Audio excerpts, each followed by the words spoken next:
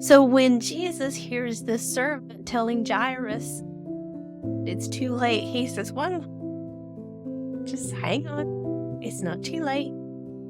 It's going to be fine. Just believe.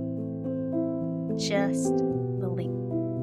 And I guess Jairus did believe a little bit, because he continued on with Jesus, and they went to the house, and of course there was all this weeping and wailing and crying and carrying on. And in that day they had some strange mourning customs. Of course, the family and friends were genuinely mourning and crying because they had lost a loved one.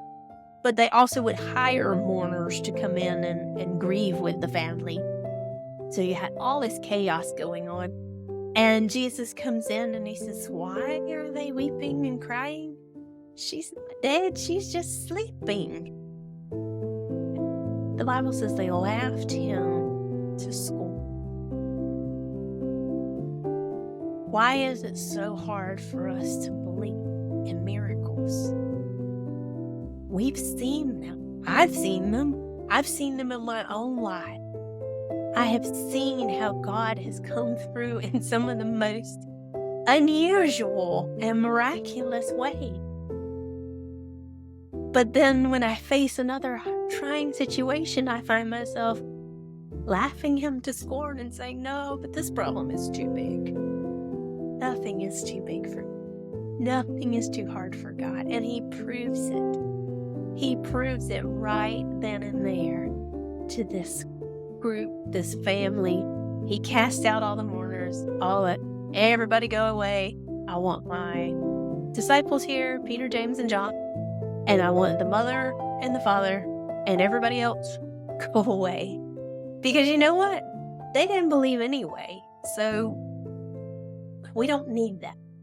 And that's just another thing that just kind of came to my mind, is sometimes we need to get away from certain, because there are people that don't believe, and there are people that are very negative.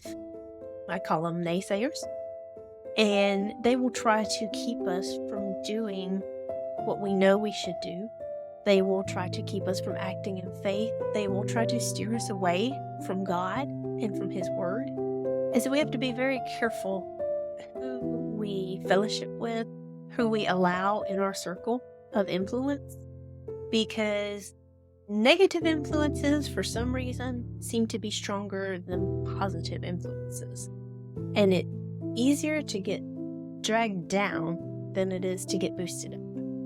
So be very careful. We need to be very careful about who we hang around with and who we allow to influence us. But back to the story. Like I said, that just kind of came to my mind, and I feel like that needed to be said. Jesus throws them all out. He goes, he holds the girl by the hand, and notice what he calls her. Not daughter, damsel, which is still a sweet term. It's very precious. But like I said, daughter was reserved for that one woman. And I think that's wonderful. I think that's spectacular. But he calls her damsel, and he holds her hand, and he tells her to get up. And sure enough, she's up. She was dead, and now she's alive. And she's sitting there, and I would imagine kind of rubbing her eyes, thinking, "Whew, that was a good nap." Whether she even knew she was dead, I can't say. It's hard to know what happens in that time. But what I do know is she was dead. The Bible makes that clear. And then she was alive.